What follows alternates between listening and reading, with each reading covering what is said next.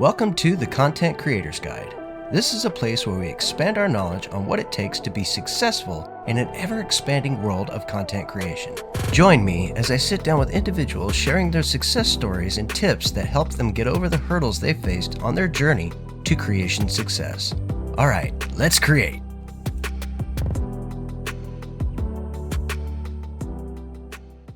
Ladies and gentlemen, welcome to the Content Creator's Guide. I will be your host, Patrick Conway, also known in other circles as Jaxus. Today we'll be talking to, well, this man is a piece of Americana, at least as far as I'm concerned. Starting out as a performer in his college years, he has performed in places all over the United States, from Buffalo, New York to like Myrtle Beach. Working in establishments like Rum Runners and Crocodile Rocks, he has been a staple for the past, decade at Bobby McKee's. Gotta make sure I say that correctly. I keep wanting to say McGee. He has only been on Twitch for 2 years and has amassed a following over 8,000 followers. Please welcome my guest, the Human Jukebox Danny K. What's up, Jaxus? Hello, how you doing? I'm doing well. That's good. I tend to try to get right into the things here. So I'm going to ask you your first question is, now, mind you, you've been a musician most of your life, and you've only started on the Twitch thing 2 years. So what first got you inspired into wanting to be a content creator or a live streamer? Well, I'd call it less inspiration and more desperation. I was doing great. I've been a dueling piano player for years, and club I was working at was cruising and great team, and then COVID hit and I had nowhere to play. It was I went from making really good money traveling from where I lived in North Carolina. It was about a 6-hour drive 3 times a month. Would go up there, play for 3 or 4 days, and then drive back. Suddenly I couldn't do that anymore. There was nowhere for me to gig.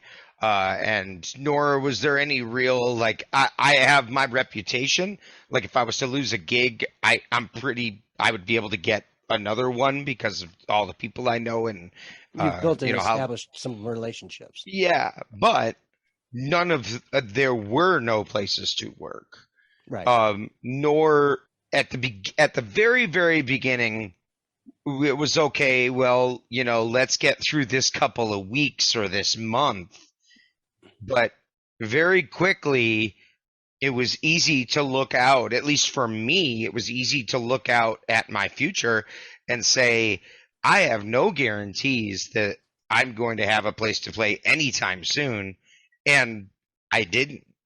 And it's like, what do you do now, right? Right. So, the first thing you do is you go where the low-hanging fruit is, where the easy followers are. And I had a small, about, I don't know, 1,200 followers on Facebook. Mm-hmm. And that was also, bolstered by some live streams from my club too.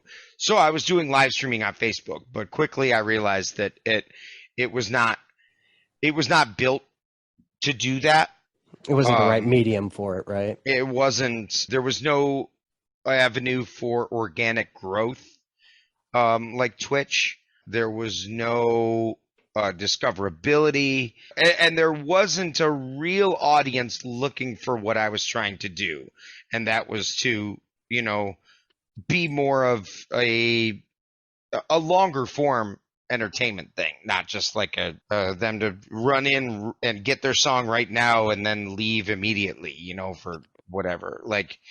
And also the Facebook audience doesn't chat with each other very much.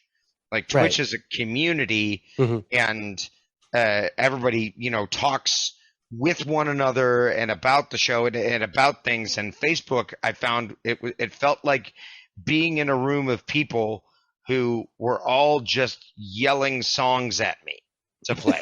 Yeah, they do this. They didn't interact with one another at all. Yeah. No, not with one another, not with me, other than telling me what to play. It just, it was a nightmare. I had my wife helping me out. I had in order to take all the requests off the chat in Facebook, she would be on a whole nother computer in the room, which I would have a monitor like next to my keyboard that had a mirrored spreadsheet, and she would like type the name in of the person, then type the song they wanted to, and I would see it on the spreadsheet, and that's how I would kind of keep them, together. There was no, bots in the chat or anything, built. No moderation of any kind. Right. No, nothing built for it. So, I did live streams on Facebook for about a month and a half. And at first, the first couple weeks, like, I was like, oh, I could totally do this for a job. Like, I was making crazy money. Mm-hmm. But then, like, week 1, I was making okay money, and week 2, I was making nothing. Because all at once, people realized, oh, this isn't just a blip. We're all screwed, and like I need to be saving my money, and the well dried up. All dried up. Yeah. Yeah. So so what was the hardest hurdle you had getting started past, like, so once you were into this and then you started to get into like your Twitch element, what was the hardest hurdle you had getting started there? And how did you overcome that? Like coming from Facebook to Twitch? It's really hard to pinpoint any one thing, because I think what people, I think one of the main misconceptions that the average person has about most content creators is that, and some scope is wide. Like my scope is really, really wide, especially with how complicated I make this. But I think as a content creator, you have to learn so many different like avenues rather than just being good at this one thing. You have to like you have to learn the ins and outs of social media. You have to learn basics, broadening your horizons. Photography. You have to learn. I had to learn just basic computing, and then managing software, managing OBS. I mean, I think that early on, that was the biggest thing, was doing more than just being like, okay, I've got a camera connected and I'm live. And remembering to look into the camera. Yeah. Well, it's funny, even that too is tough because of how much, especially here, that I'm even trying to concentrate on. I've got 1, 2, 3, 4, 5, 6 screens, and there's a lot of people who see all these screens and they're like, oh, that's ridiculous. And I'm like, I still don't have enough information. Like I still have to switch windows on these things to know what the heck is going on sometimes. Yeah. But yeah, for sure. All those things, like, but I'd say learning, I was never, I was decent with computers. I just did not use them much. I was a live performer. I didn't ever use backing tracks, or I had a very, very simple 1-track 2-button looper that looped my like I would beatbox and then stop and then just have that simple beatbox loop play. That's it. Yeah. Yeah, exactly. So that I was doing like a rap song. Use that. But so that was really it. Everything else, like, and I knew live sound, but it was getting all that to translate to OBS and starting to use scenes and learning how to work with browser sources and widgets and APIs and Twitch integrations and all that stuff that really made my head swim at first. Trying to figure out the overlays and things like they have through Twitch itself, and then getting OBS and Twitch to communicate to each other properly. That was, at the beginning, it was not as easy to do as it is now. Now you can just click and have them kind of link together. Once they link, then you're good. Right. Yeah. So Doing what you do is a little bit different than like my most of my other content creators because music is so reliant on the sound and things around it. What would you recommend for a new YouTuber that's a musician, of course, in regards of mic and sound quality? What do you think would be the best for, like, for instance, the microphones that you use?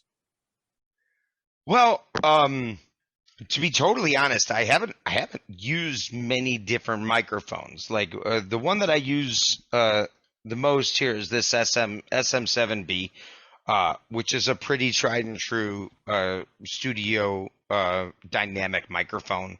Mm-hmm. Um, it's a really versatile. So it's a Shure Um, mic. yeah, it's a Shure SM7B. Yeah, I've got the Um, MV7 here. uh-huh.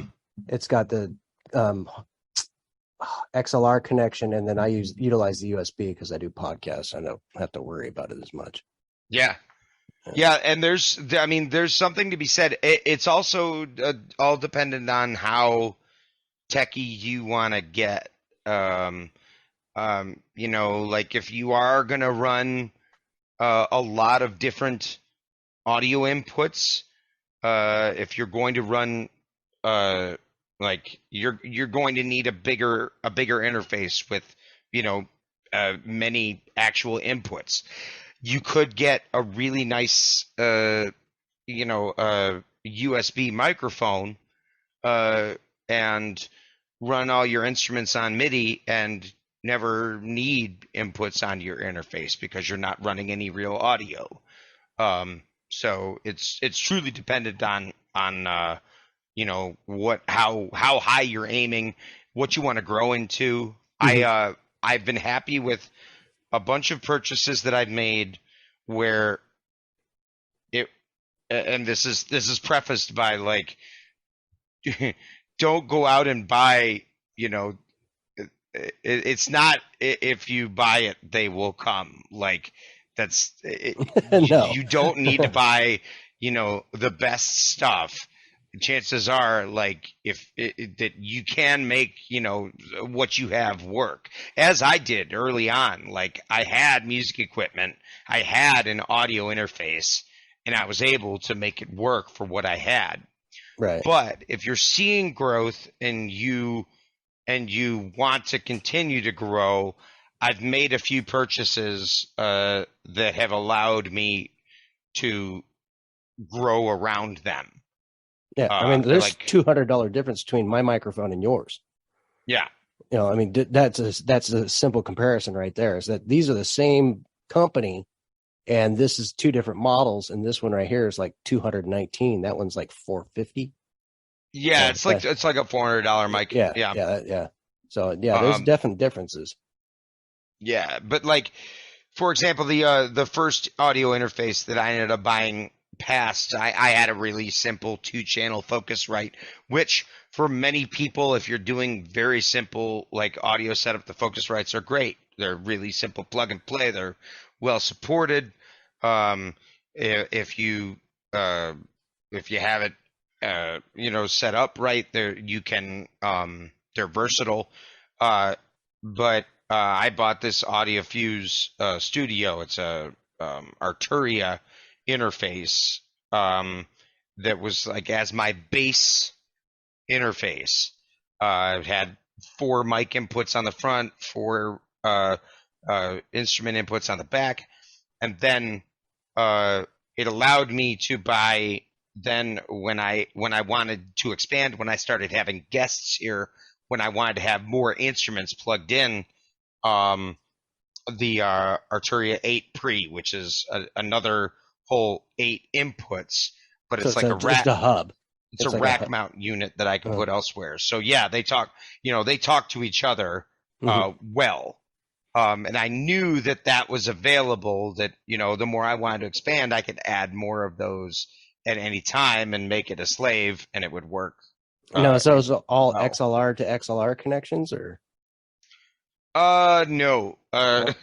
no. I mean, there are many XLR connections in here too, but there's I'm running a coaxial SPDIF between between the two for the bridge, which is basically like looks like a hyped up RCA cable. Uh-huh. Um, then there's I'm running a lot of instrument cables for some of my actual like my guitars and regular instruments like that. I've got a couple optical cables that are running um, the ADAT from that they're allowing those two units to communicate. Okay. So yeah, it's gotten intense. It sounds like it. Yeah. It just keeps getting more And intense. don't worry, folks. I will end up putting probably some additional video, probably explaining and showing some of these cables to you guys, so you know what you're looking at. And then I'll input that into the video later. But that way, because some people Yeah. don't even know what an RCA jack is. So, Oh yeah, for sure. you know, For sure. which Lord knows. I mean, like that's been the name of the game for me too. It's just like every day, every time I'm uh, uh, adding something or running into a new problem and reading something that I'm just like I have no idea what that means, and then having to go research it, and look up stuff. So it's cool. When you asked me to do this, it was interesting to me because I think there are, especially for musicians, there's a lack of resources to find how when you're to. coming at it from my side, Hmm. from someone who's been a live performer. Like I think a lot of people on Twitch are completely novice entertainers, I but totally agree, but they're very talented, but they had no medium. They had well, nowhere to go until now. yeah, but there were just no experience. Yeah, Yeah, like I yeah, mean, they're young, or they're doing it on the side. It's something that they were, and uh, or they're coming at it from they have a gaming background, as most Twitch streamers do. hmm, It's yeah, it's through the games and tech. Then it's developing the entertainment side of it. I yeah. was the reverse. I spent 20 years learning how to entertain, but uh, didn't do anything, learning how to focus a camera correctly or run a live stream. Yeah. Your experience came from actual dealing with actual racks in the system, on stage and, mixing boards that are, like the one that's right there to your left there, you Yeah. know, those things right there are like a whole new world to somebody that's from the gaming Twitch world. They don't realize Oh, what that is and how those work. is this what you were talking about? Yeah. Your rack there that changes your levels and everything. Yeah, and what's crazy is so this because Ableton for me, I at first I was doing I don't have the unit in here, um, but like I first realized I was uh, alone. Normally, dueling pianos is always you and at least one other player, if not like Right. several. So you like alternate. So you always have a partner, musically, comedically, to bounce stuff off of. Suddenly, I'm live streaming. I'm solo. Yeah. How do I fill in my head what is space? Like, I know a lot of entertainers and streamers are just, I sing, I play piano, that's it. Like I just accompany myself. What you hear is what you get. Um, and And that's folks, he that's does way great. more than just play piano, by the way. That drum set's not just for looks. Yeah. But yeah, and that was yeah, like so like I said, I had beatboxed a lot and used Mhm. that simple looper there.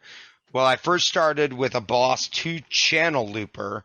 That was my solution. I was gonna this is how I was gonna play with myself. I could actually lay loops down and then play over the top of them. Mhm. Found out, or, figured out, well, there's intricacies of that like when you're using a looper and you're feeding everything into it just simply straight, like your keyboard straight into the looper, your mic straight into the looper, and then one output from the looper. If you're recording you're going to record everything you're putting into that looper at that time. So let's say I wanted to record just my vocals, but not my keys, but I wanted to record them while I was playing my keys. Mm-hmm. I couldn't do that with just one looper. At least not as far as I had figured out Right. yet. So I got another looper, and I had them actually linked together by like MIDI time clock. So one was a slave, one was a master, and I recorded my microphone on one and my piano on the other. But with the slave master relationship, there was things that made that difficult, because if I wanted to start this loop and not this loop, I couldn't, because every time if this was the master, it would send a master time code over to that, and it would start that loop. So I would have to, like, if I wanted to play just my piano and not the vocal that I recorded, I'd have to like play and then stop that really quick. So like every time, and I had to know that that's what was going to happen. And so after using that for a while, because it was all like, what can I afford? Right. It was like, okay, definitely. I can afford one looper, and then like I saved up, and okay, I can get these two now. I think that's worth it for me. It's going to provide enough, more to the stream. Well, instead of then, slapping and going, you can kind of blend in. Just like I used to use, like an old DJ style when we had the turntables. Yeah, We'd have that one switcher in the middle. You can slide it over, and it would gradually yeah, bring it over. Yeah. yeah, that's the AB. Yeah. But I have then I got a single looper that was like 5 tracks. Mm-hmm. And I ran all of my audio to the computer and then back out to the looper, so that way I could decide if and when I did not want to send the piano back to the looper, and I could just record my vocals. So Mm-hmm. that then finally I could play while I was singing without recording the piano, unless I wanted to. And then I'd hit this other MIDI map button, and then suddenly now my audio would route it back through it. But then with that, I was experiencing just this little bit of latency, because it was analog, say, going to my computer, converted digitally, then Back out. converting digitally to analog, back out to my looper, and then back out from my looper, analog to digital again, and all those conversions, even if It it's takes a just, milliseconds. Yeah, but yeah, it shows. Yeah, I it got you. really shows. And it made drumming along to a click track almost impossible, or any sort of metronome. And if you're making a loop, and at the end of it, it's just like, there's this catch, then that happens every time that loop is over for the whole song. And it is not pleasurable to listen to. No, So it's like stopping and starting a tape over and over just again. constantly, my whole time. So I fought with that for a long time, until I finally took the jump and said, I'm going to record, I'm going to do my looping through Ableton, which is a extremely like powerful piece of software. It's a DAW, a digital audio workstation. But unlike most, A lot of podcasters actually use Ableton too. yeah, Yeah. They don't use it for the same obvious reasons that you do, but like the mixing and the tracking and stuff. Yeah, there's a few people that use the Ableton. Yeah. I believe it, and it works just like any other DAW. Mm-hmm. Except for there's 2 separate views. The clip view is what you use for looping and live performance. Whereas like normally for any other DAW, you'd see the tracks laid out on the side of the screen. You would see the waveform or the MIDI map scrolling out Mm-hmm. to the side of them like that. With clip view, you're seeing a grid, and actually, that's what when you pointed this out. Like this is a mini APC mini controller designed specifically for Ableton. Hmm. And if this is my vocal track, then these are all the different recordings that I have or am making of a vocal loop. That Um, one's huge, actually, because we use ones that are more like the one to your left there by the drum kit. We use that for like sound effects and stuff during shows, like that what for applause and the this? claps. Yeah, Yeah, yeah, certainly. And this can do the same thing. You can, this is a innovation launch key. Um, it actually has like there I'm if I'm on session, it's just like this APC Mini and recording tracks.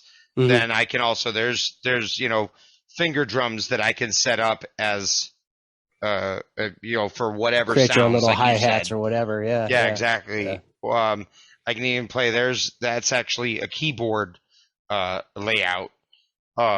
And That then is so cool. there's also a user where I can set up I can map whatever I want to those And a lot of this equipment is surprisingly affordable. these controllers are not bad. Like I think this APC Mini was $100. I believe I bought that used. I bought this used. Um, the Pawn shops are your friend. I tell you what now, but this one is my favorite.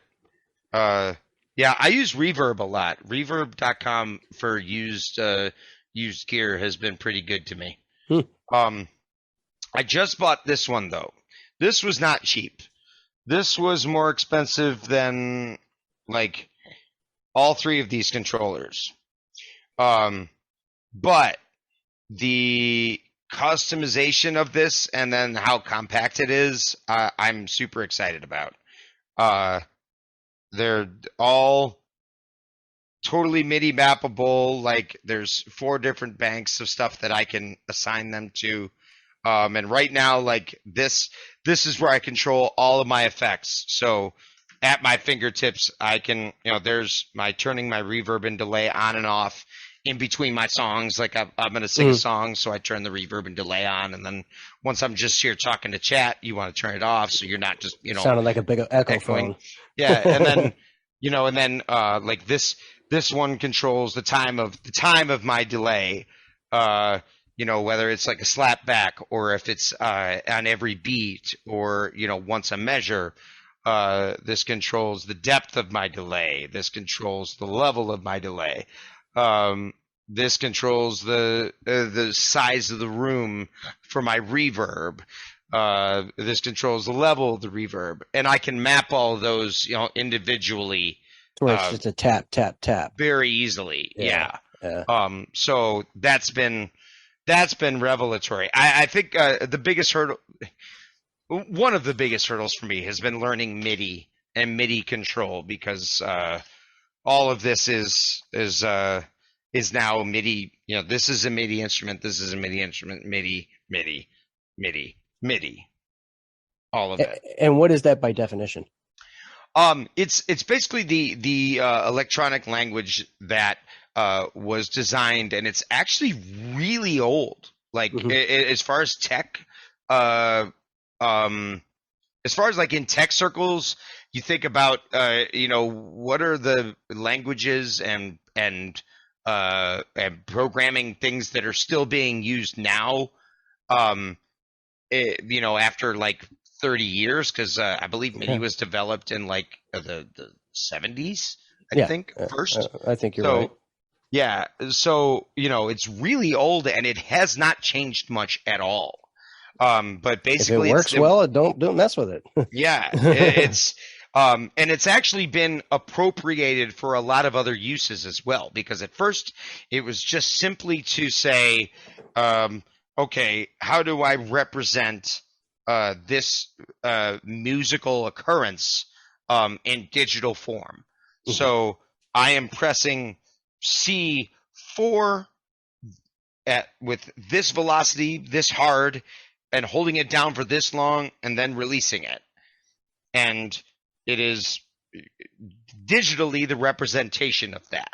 There's no actual sound transferred with it. It is just saying, C4 at 110 velocity, It converts it into ones and zeros so a computer exactly. can actually compute it. And then, as a user, I can assign whatever sound I want to that digital representation. I can go through different samples, different electronic sounds, different synthesizers, and say, okay, synthesizer, play this note. So you get basically, they even call it like a piano roll of scrolling electronic data for notes, and then you apply the information or the sound over it. But MIDI control then also goes to this is a MIDI instrument as well. There's 16 channels of MIDI that are transferable, and there's I could get way deep into it, and I would even confuse myself. But this is CC 12 right now, and when I press it, it sends a signal and it says CC12 to 0 when it's red.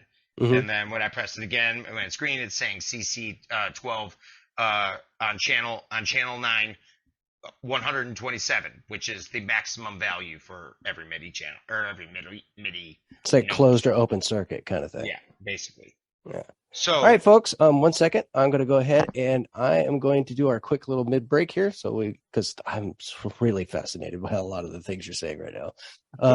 So I want to say thank you to all of our listeners and our Patreon listeners for your support. If you have not yet and would like to, please follow, subscribe, write us a review, all that fun stuff there. You can also send us an email at ccreatorsguide@gmail.com, or you can follow us on Twitter at ccreatorguide. And today we're going to have a little clip. It's going to be about 2 minutes long. It's going to be a little bit of his music. And is there any way you want to tell everybody what that little clip will be about? Yeah, I guess it's going to be crazy. I'm gonna send you a clip of me. This is what we do for our hype trains. Anyone who's not familiar with Twitch, hype train is just kind of a concentrated period of giving, and for those periods, I have a bot that we have designed for my channel that collects song titles.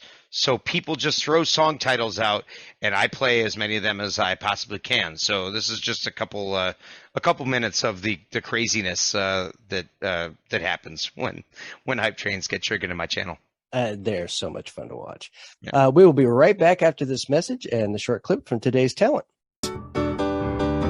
When I put you on the Wolverine up to Endale, well, I was smoking with the boys on the stairs when I heard about the harlot there. She said, oh no, William and Mary won't do. And I did not think the girl could be so cruel. I actually think I could do this, never going back to my old school. I actually don't even think I need to I don't even think I'd need to look it up. I think we could that's one that we could actually put in the list. I'll tell you what, how about I do that one instead of the one? How about I'll play that? I'll play that one instead of the one you requested. This is the one you want. Oh, oh, oh, oh, oh, oh. I'm a dance, I'm a dance. I'm a dance, I'm a dance, I'm a dance. Oh, oh, oh, I'm a dance. I'm a dance.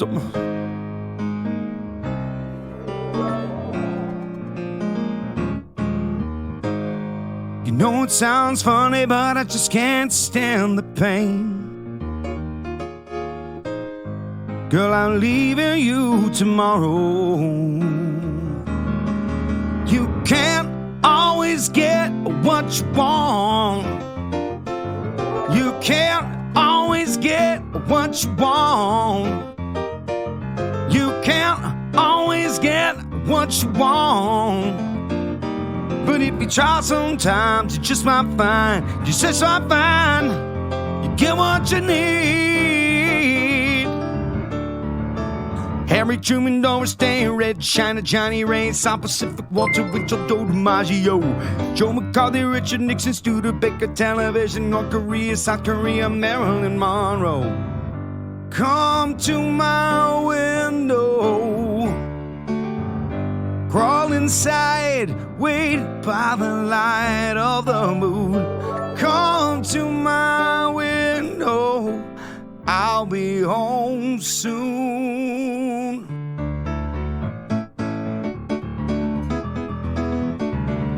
I'm walking on sunshine. Whoa, I'm walking on sunshine. Whoa, and it's time to feel good. Hey, all right now, time to feel good. Hey, oh yeah. Welcome back, everyone. I hope you enjoyed that clip. And we're going to move along here.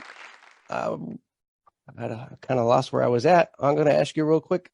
What went through your head when you were coming through like a name for your Twitch and how that was going about? You know, how did you end up with the name Juke? Well, Human Juke 81 was and it still is my handle on Xbox Live. So it's a gaming tag. Yeah, yeah. I was Defrag God when I was really young, and for obvious reasons, if you can imagine, that name didn't last long. I changed it as soon as I could, and then that was what I ended up settling on. It wasn't long after I had started doing dueling pianos. And that was my name, and that was just something I used for a long time. I did not expect that, 18 years later, no one knew how long Twitch was going to go. No. And you didn't really have a lot of time to think about things anyway. Like I said, it was desperation and fear that drove me in the very beginning. I was, I had family. My daughter was going into college. I was selling my house and moving.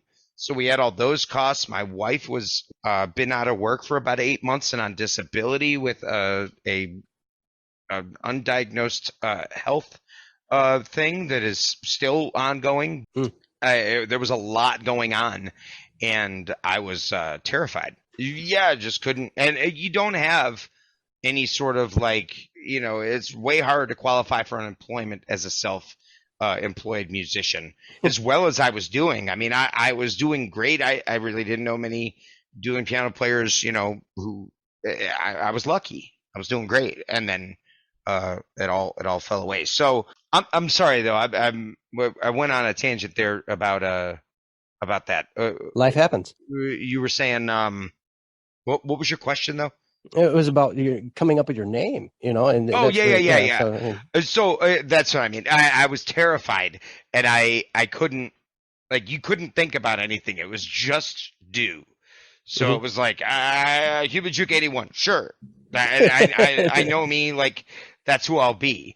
And then at first, it was people kind of finding me and figuring it out, and no one is going to call you. No one's going to call you your whole name. Everyone wants to shorten everything. So you ended up with Juke. Yeah. Some people tried Human, but no one seemed to like that as much. Everyone would be like, Human, that sounds really weird when I call you Human. I'm going to call you Juke. I'm like, yeah, I agree. That works better. So. Well, and then you never, so once you figured things out, you never transitioned over to just changing it to Danny K. No, everyone called me Juke, and that was just still everyone does. Maybe someday, but I think, for me, compared to a lot of streamers, I don't play originals. No, my career has been all covers, but it's also been trying to do all the different styles well. Not just saying I'm just going to do country covers. Nope, I do country, I do rap, I do jazz, I do, a little bit of everything.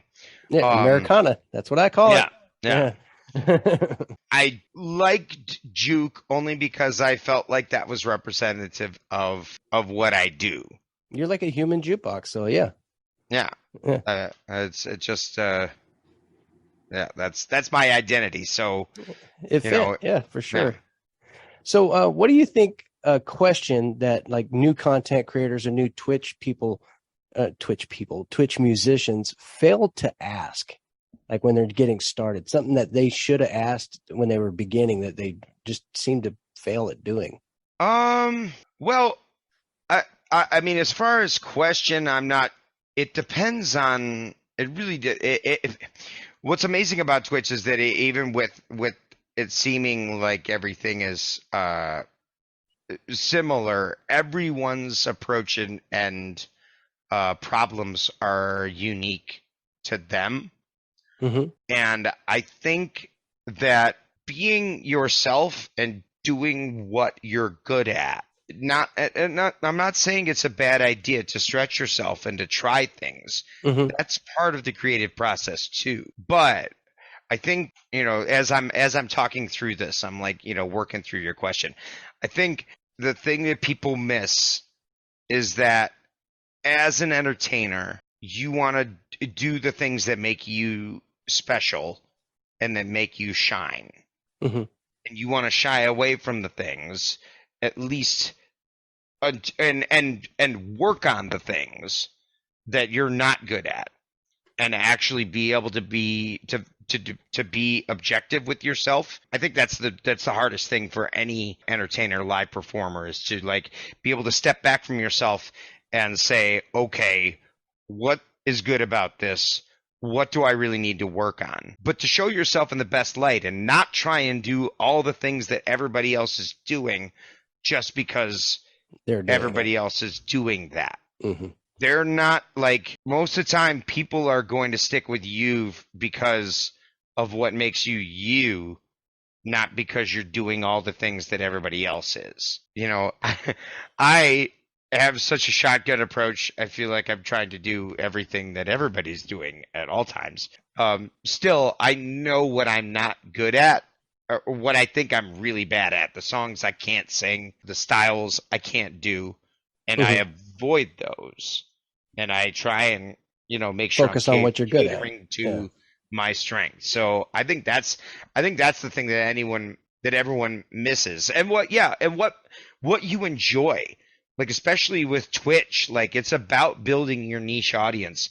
And that weird thing about you might be the thing that, thousands of people go like, that's me, or I enjoy that too. The relatability. Yeah. Yeah. I get it. Yeah. Yeah. But it's not about casting necessarily a wide net. It's about, finding what you're passionate about. And people will find you and connect to you through that stuff. So, do you have anything special that you would like to promote that's coming up, or, like a special event or anything? And how can people reach you? I don't have a special event, but I do have things that kind of happen monthly. I spend a weekend every month in Washington, D.C., playing at a club called Bobby McKee's. It's just south of the city. It's a fantastic club. So anyone who's in the DC area, Danny K, you can check the schedule there. It's usually the third or fourth weekend every month that I'm up there. It's a really great show, great venue, great players. Just can't say enough about it. And I, now that things have opened back up, I've been trying to find the balance between these two worlds. I was streaming 4 days a week. Now I'm down to usually about 3, and then traveling on the weekends. So Bobby McKee's once a month, usually one of those 2 last weekends of the month as well. I'm live on Twitch with the Risky Biscuit Band, which they're a 4-piece, 2 guitars, drums, and bass that I kind of help fill out and sing on. So I drive to Atlanta and stream with them for 3 days. And then all the rest of the time, I'm on Twitch, twitch.tv/HumanJuke81, Mondays, Wednesdays, and Thursdays at 8 o'clock Eastern. Awesome. Did you give them your Twitch channel so they know where to look for you there? Yeah, I did. Twitch.tv/HumanJuke81. Just like anybody else, my brain will shut off too. My last question for you today is, what key takeaway would you like the listeners to get from your time here on the show? I got a lot of help from other creators like me in the similar boat. I found it all over the place, from YouTube, from Discord, to just chatting in different Twitch channels, and and reaching out that way to a streamer who I saw similar numbers with, who I felt seemed to be going through some of the same things I did, and also reaching down and helping out. Like I've spent a lot of time on call with new streamers who are just swimming and trying to figure out what's going on, just like I was. And I learned just as much from those talks, and talking through things and seeing new perspectives on the same problems as I did when I was first learning. Just talk to other content creators. Find people who are similar size, even if it's just once in a while. Have a late night conversation with somebody and vent and brainstorm. Just talk through it, because so many of us are going through similar problems and have had to come up with creative solutions, and you never know what someone else is going to say offhandedly that's going to really just trip the light bulb for you and be like, wait a second, here's how I can attack this problem. Or even just feeling like you're not alone, because it's amazing how even with 100 people watching you, you can feel very isolated. You turn off that camera and you can feel very isolated, because there's no one else pushing you until you get to a certain level where you can hire a team. You're very much running all levels of your business by yourself, and it's a daunting thing. But there's a lot of people out there doing the same thing. So just reach out. Network. Network. Talk to people. That's one of the main things I do. I'm constantly trying to get in contact with. I mean, that's the premise of my show, really. Yeah. Is I'm trying to help other people who are struggling to do better. And that's why I ask those questions that are kind of like, some people be like, why did he ask that? Well, that person that's trying to do that is wondering, what is that rack behind him? What is that thing over there? Well, and that's why I was asking the questions, because I may know what those things are, but that doesn't mean the person listening right now knows what an AV switch is, or how a MIDI, what the word MIDI means. That's why I asked about the meaning of things. And, those questions are the things that I try to help other people get. And that's my job.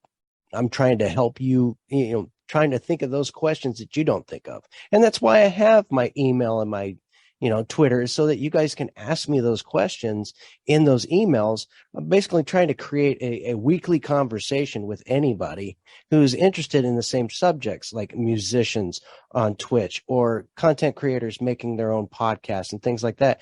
Those questions that they think of in the back of their mind when they're laying in their bed at night just before they go to sleep, and there's nobody to ask. Well, send me an email. I'll ask the question for you, and that's why I do what I do. So it's great. Yeah, I love to help people. So help you, help me, help myself. No, it's fantastic. It's needed. It's needed. All right, folks. Man, I had such a great time with you. I love talking to you. That's why I hop in your Discord channel and hang out. I appreciate it, Jaxus. Thanks for asking. All right, folks, that's going to do it for me today. And I hope you guys enjoyed the show. Please be sure to check out my guest's work. And like always, guys, keep creating. Bye-bye. Have a great one. Adios. This podcast is part of the Robots Radio Rocket Club, a program designed to help all podcasts reach their full potential. For information about joining the Robots Radio Rocket Club, check out robotsradio.net.